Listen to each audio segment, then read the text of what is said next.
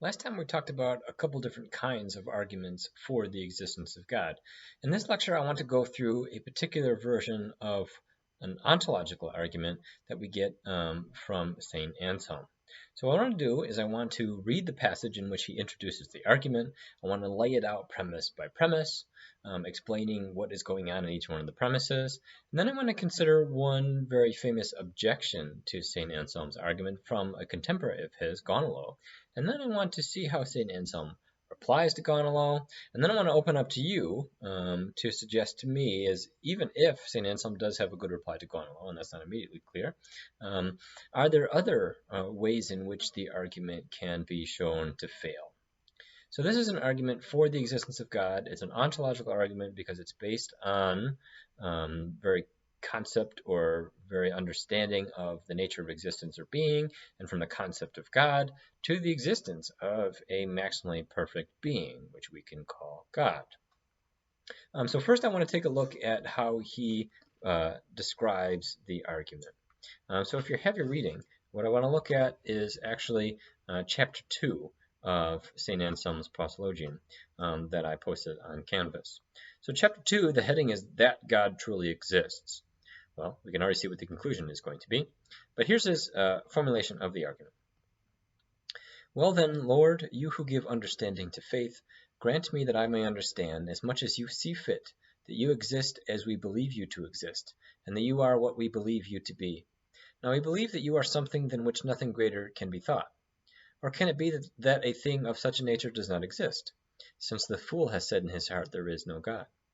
But surely when this same fool hears what I am speaking about, namely, something than which nothing greater can be thought, he understands what he hears, and what he understands is in his mind, even if he does not understand that it actually exists.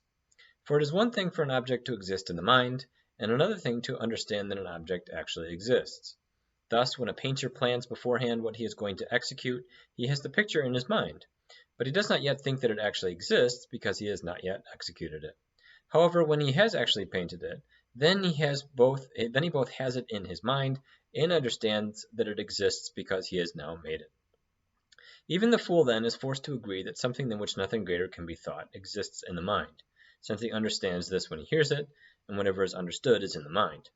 And surely that than which a greater cannot be thought cannot exist in the mind alone. For it exists solely in the mind, it can be thought to exist in reality also, which is greater. If then that than which a greater cannot be thought exists in the mind alone, this same that than which a greater cannot be thought is that than which a greater can be thought. But this is obviously impossible. Therefore, there is absolutely no doubt that something than which a greater cannot be thought exists both in the mind and in reality. Whoa. That's a complicated argument, especially with all the hyphenizations, right? What's going on here? How is he trying to argue for the existence of God? So what I gave you, what I put on the notes or under the handouts in your Canvas page is something like a formulation of this argument. If we were to put what he just said in a premise by premise form, here's the argument that I think we get. So here's Anselm's ontological argument for the existence of God.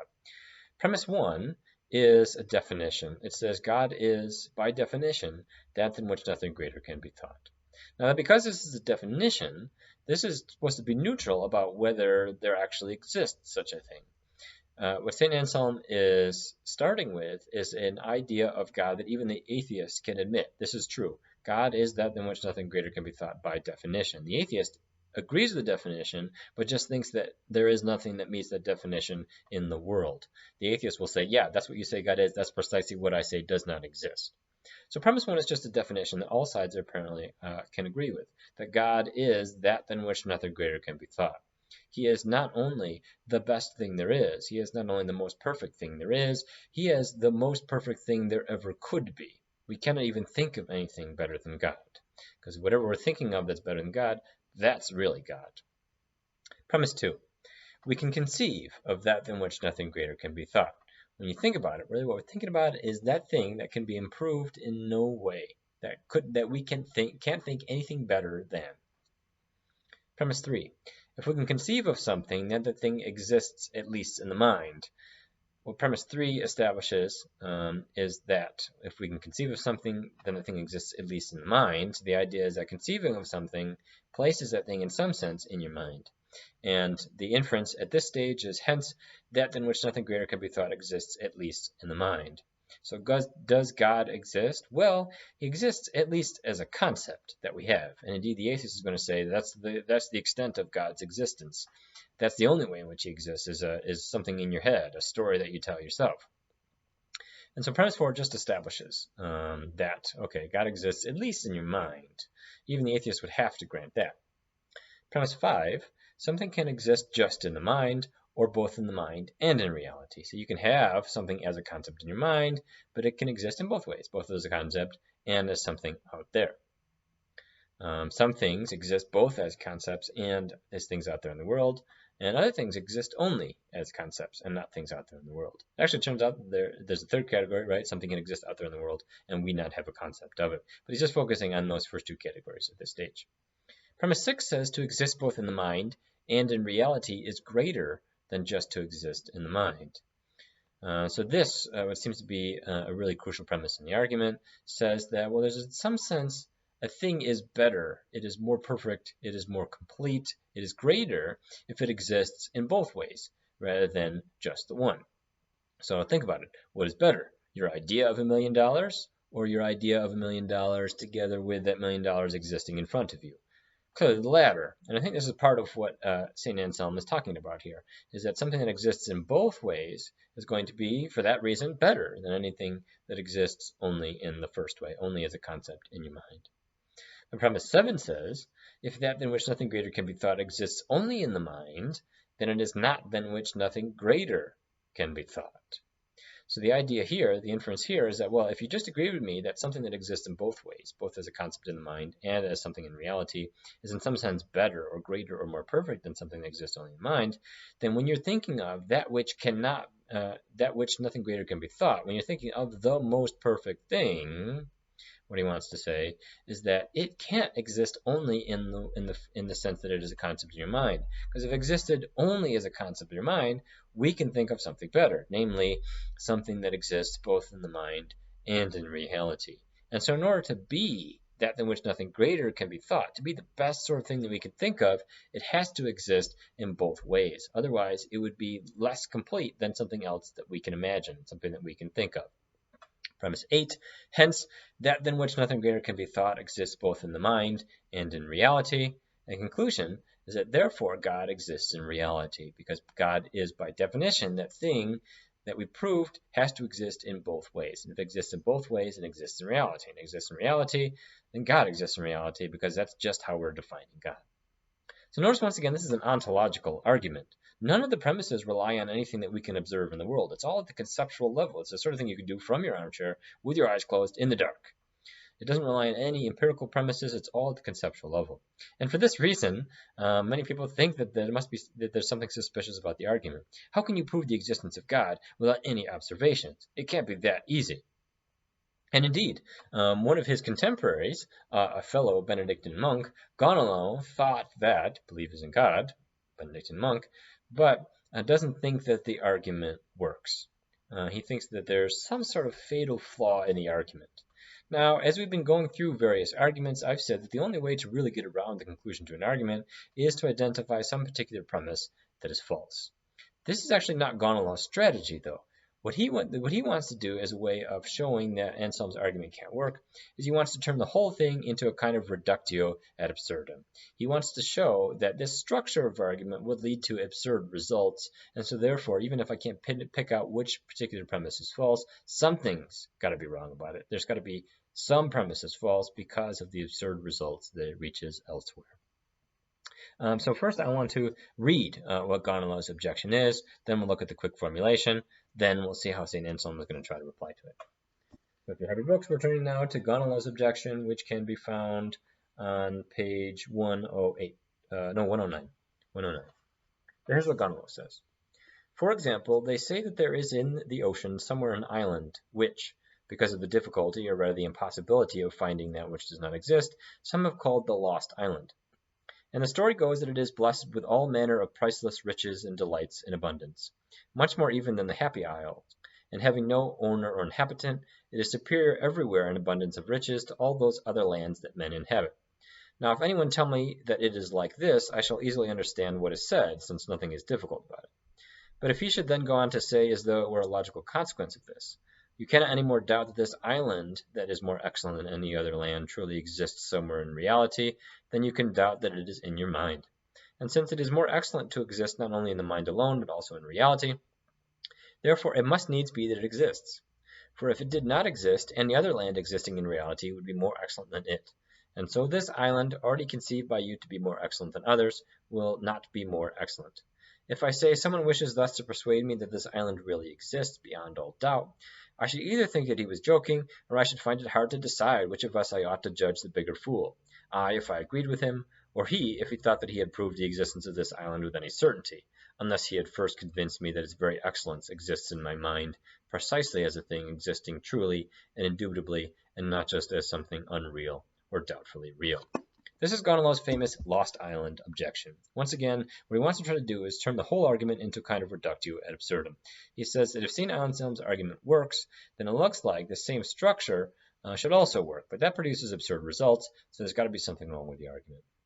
So here it is, sort of in premise to conclusion form. Premise 1, if Anselm's argument is sound, then a similar argument in which that than which nothing greater can be thought is replaced by that island than which no greater can be thought would also be sound.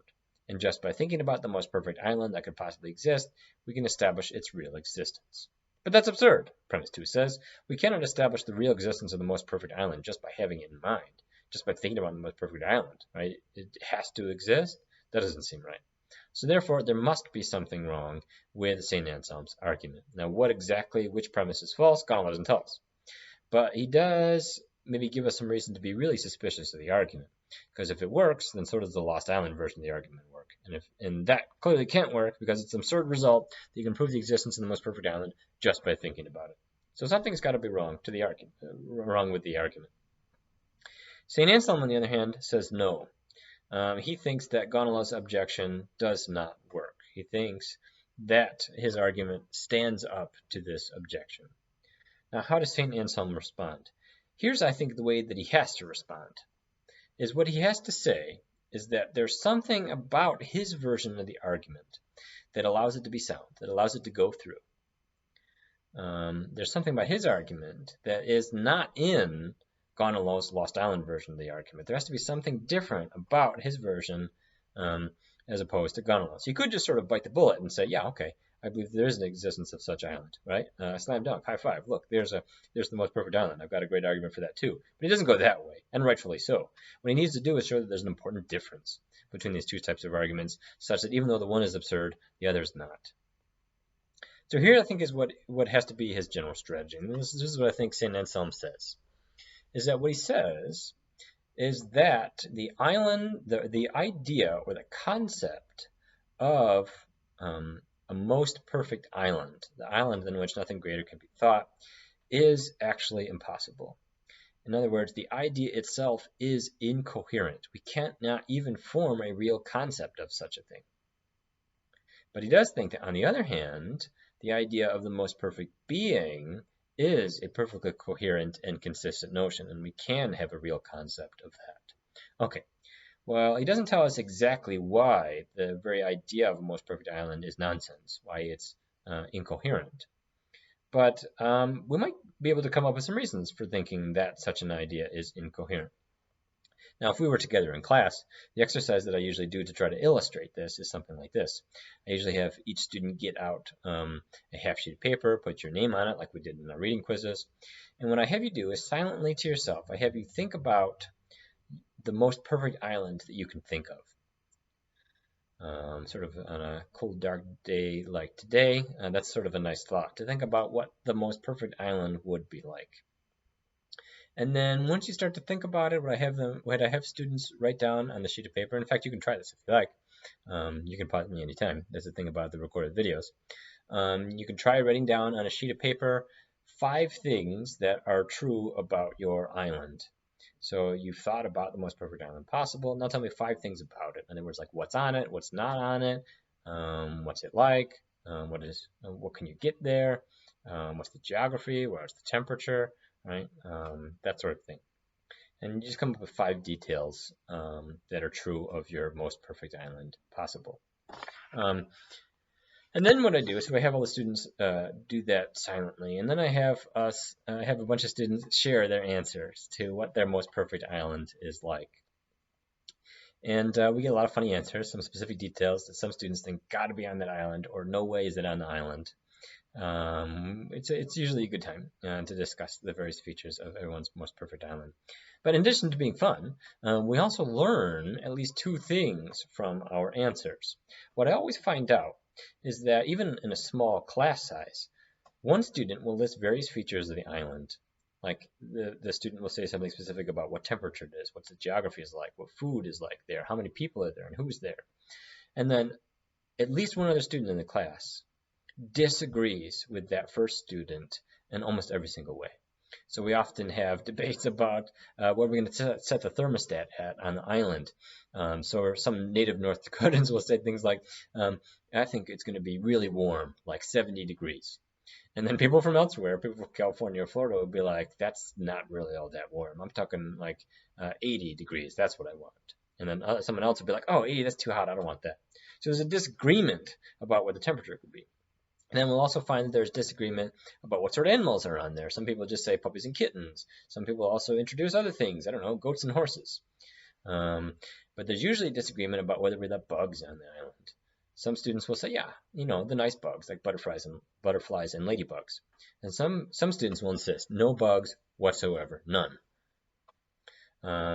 Or we'll disagree about what the geography is like. Some people want nothing but beaches. Some people want mountains so they can ski or snowboard. And some people want real big bodies of water. Some people just want a lot of dry grass. And so we find the first lesson we learn by reflecting on the details of your most perfect island is that we can't even agree what would be on it. In fact, we have sort of very firm disagreements. One time when I taught this, the debate was whether we should have pugs, the kind of dog, on the island. One student said, no way, and another student said, and I quote, yes, pugs, I will fight you on this. So not only do we have some disagreements about what's on the island, we have some strong disagreements about what the most perfect island would contain. So we can't even agree on what the most perfect island would have. That's maybe a sign that there isn't really even a single concept of the perfect island, and maybe St. Anselm is onto something. But the other thing we learn is that whatever you say about your island, so some people will say, right, there's this kind of animal or there's this kind of food on it, right? And I'll say, well, okay, what about this other animal or this other kind of food? And often students will say, oh, yeah, we can add that too. Or as soon as you specify how much of something you say, well, how about one more? And they say, yeah, okay, one more, and then one more, and then one more. What we find, right, is that whatever you are conceiving of as the most perfect island, I can almost always come up with a way to make it better. I can almost always add at least something else that makes it even a little bit better. But notice that if you are really thinking of the most perfect island, it can't be made any better in any way, because you're not just describing a really super awesome island, you're describing the most perfect island possible. And so the fact that I can almost always think of ways of making your island better shows that you actually weren't thinking of the most perfect island possible. And indeed, put the 2 points together, that none of us can agree on what the perfect island would have, and that whatever you specify would seem to be in principle such that it could be made better, maybe those 2 together are reason to think that, oh, not only do we not have a single concept of what the most perfect island would be, maybe we can't even form such a concept. Maybe the idea of the most perfect island is just nonsense. Maybe it's already sort of an incoherent notion. The reason why we can't agree on it, because there's no such concept. The reason why I can always make it better is because an island just is the sort of thing that can always be made better. There is no idea, there is no concept that of an island than which nothing greater can be conceived. And so we do that exercise, and I think we learn this. And even though this is to go beyond what St. Anselm actually says, it would seem to support his strategy. Because maybe those are 2 good reasons to think that the most perfect island possible is not a coherent concept. But notice that in order for a strategy to work, not only does he need to show that the idea of the most perfect island is impossible, but he also needs to show that the idea of the most perfect being is perfectly coherent, is perfectly consistent, is something that we can all agree on, and such that we can design it such that it can't be made any better. So how do you do that? What's the idea of the most perfect being possible? Well, St. Anselm notices that all you do is you take some good quality and you would maximize it in this being. So for example, strength or the ability to do stuff is a good feature. And so the most perfect being possible would be omnipotent, omnipotent, would be able to do all things. Knowledge is good. So the most perfect being possible would be omniscient, would be all-knowing, would be know all true things and with certainty and know nothing that's false. It's also a good feature to be kind, to be good, to be loving. And so the most perfect being possible would be omnibenevolent, would be all good, would never make a mistake, and would be perfectly loving. Maybe, you might also think that like sort of being present is a good feature. And so maybe the perfect being would also have to be omnipresent. Now, maybe we can keep on coming up with good features that the thing would have. But I think what St. Anselm was pointing out here is that we could agree on what features it would have, and we could reach a point at which we can't make them any better. You can't get any stronger than omnipotent. You can't get any more knowledgeable than omniscient. And so if he's right about that it does make sense to set up or describe what the most perfect being would be like. But it doesn't make sense to describe, or there is no coherent concept of what the most perfect island would be like, then maybe he has satisfactorily identified a difference between his argument and Goneloh's. Maybe his version of the argument doesn't indeed go through in a way that the absurd island one does not. Maybe there's something about the island being sort of a finite thing, and you can never make that perfectly good because a finite thing can always be improved. Whereas the most perfect being, right, what we're doing is we're making it infinite, which can only ever be one such thing, and so then maybe that's why Anselm's argument goes through and Goneloh's objection doesn't work. So I don't know. I tend to think that St. Anselm has the best of Goneloh here. Goneloh presents a really interesting objection, and maybe the thing that we're all thinking when we first read St. Anselm's argument. But I think St. Anselm has a pretty good reply, and I think we can shore it up using the exercise that I described. That doesn't mean that the argument works, even if he gets the best of Goneloh. That's not the only possible objection to St. Anselm's argument. There are several premises in this argument. There are 1, 2, 3, 4, 5, 6, 7, 8 different premises. Now, premise 4 and premise 8 are just inferences, so those can only be false if one of the other premises is false. But that still gives us premise 1, premise 2, premise 3, premise 5, 6, and 7 that could possibly be false. And so what I'm interested to hear from you about is, even if he does survive Goneloh's objection, and maybe you don't think he does, where else could we press on the argument? Where else could we show that the argument is false? I'll post the discussion topic. I'm interested in your thoughts there. Try out ideas about why you think the argument can't possibly work. Most people have the perception, the initial reaction that, well, that can't possibly be that easy. Something's got to be wrong with the argument. But the argument is sort of still talked about today because it's so tricky to figure out exactly where the argument goes wrong. So which premise is false? That's what I'm interested in hearing from you. So now at this point, actually, you've got 2 discussion posts on 2 different arguments asking which premise is false.